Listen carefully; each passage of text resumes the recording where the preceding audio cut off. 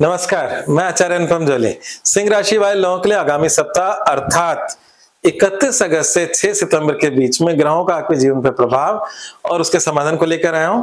शुरुआत चंद्रमा से करेंगे और चंद्रमा का अगर हम इस हफ्ते का सफर देखें तो आपकी राशि से अष्टम राशि अर्थात मीन राशि से लेकर मिथुन राशि आपकी राशि से 11वीं राशि भाव तक इसका संचलन रहेगा।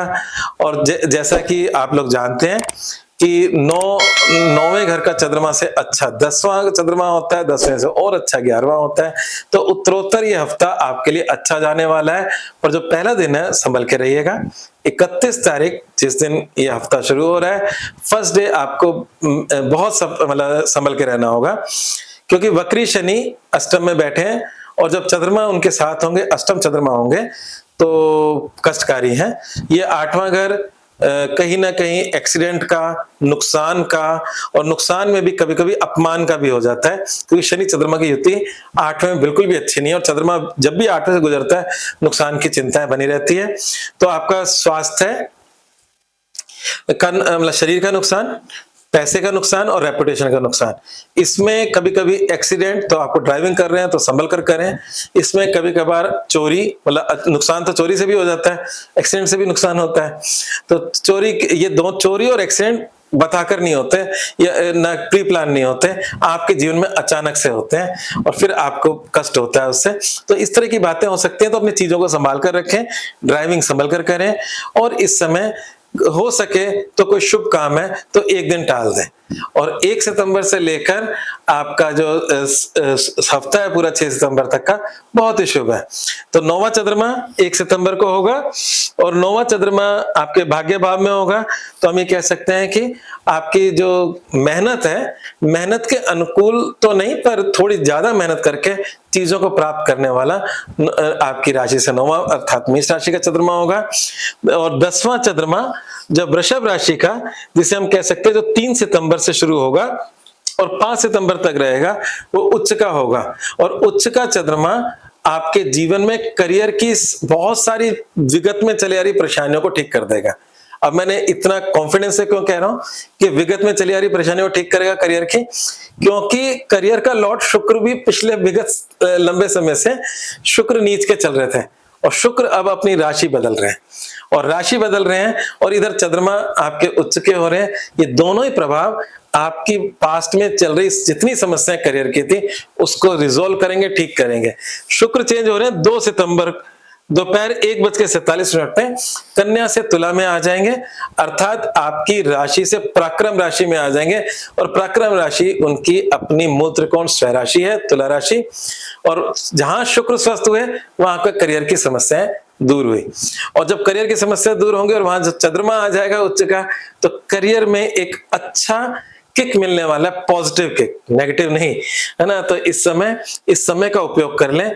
अगर आपकी कोई भी समस्या चल रही है नौकरी संबंधी, बिजनेस संबंधी, उसको सॉल्व करने का बेस्ट समय है 3 तारीख से लेके आपकी 4 तारीख तक।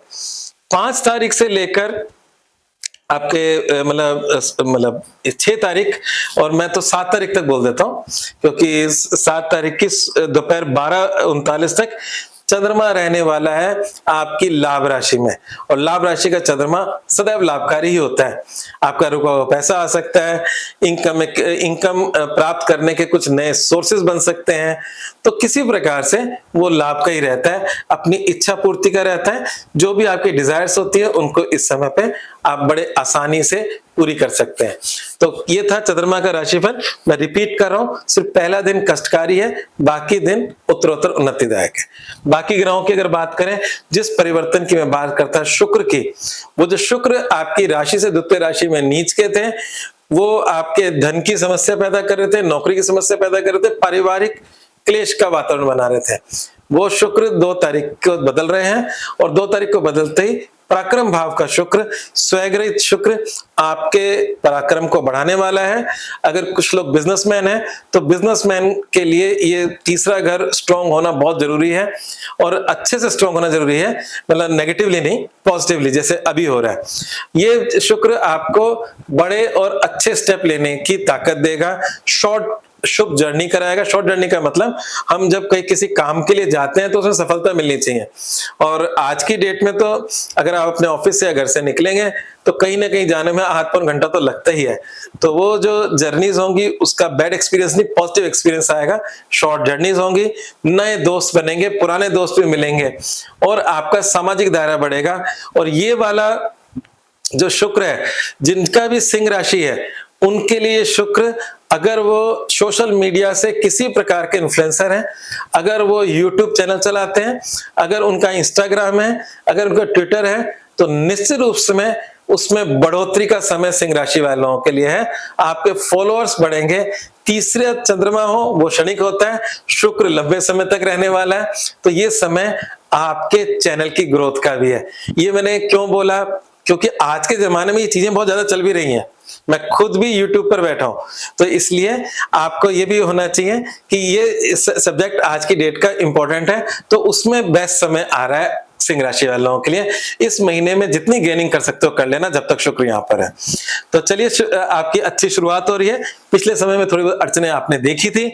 बाकी ग्रहों की बात करें तो उच्च के गुरु आपके राशि से 12वें हैं और आपकी राशि में सूर्य बुध और केतु हैं।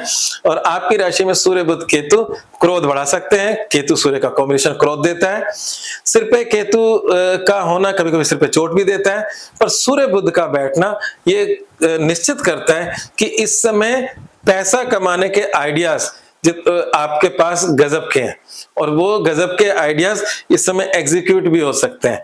पिछले दिनों शुक्र नीच का था तो शायद एग्जीक्यूट नहीं हो पाए होंगे, पर अभी जो आपके निर्णय होंगे, जो भी आप काम करेंगे, वो निश्चित रूप से लाभ और पैसा देखे जाएगा। और स्वास्थ्य के लिए लिहाज से भी सूर्य का वहां बैठना आपको कहीं ना कहीं शक्तिदायक दे रहा है, स्वास्थ्य सुधार रहा है। और बाकी ग्रहों की हम बात कर लें तो गड़बड़ तो शनि की है, क्योंकि शनि की ढैया आप पे चल रही है।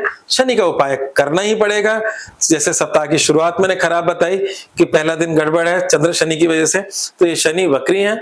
इस समय शनि मंदिर में तेल चढ़ाना आप निरंतर जारी रखें, जिससे आपके जीवन में शनि का कोई नुकसान ना हो। 8वें घर से कोई भी पापी ग्रह गुजरता है वो कष्ट देकर ही जाता है, और ये शनि इस समय गोचर का 8वां आपको कष्ट दे रहा है। इसका समाधान करें, शनि देव को प्रसन्न करें। मंगल गेनिंग में है जो बहुत लाभकारी है, और गेनिंग भाव को राहु भी देख रहा है, वो भी मल्टीपल रिसोर्सेज दे देता है इनकम के। तो ये था आपका राशिफल। उपाय पे आ जाते हैं। उपाय आपको करने हैं, काले उड़द की दाल का दान करना है और मछलियों को दाना डालना है।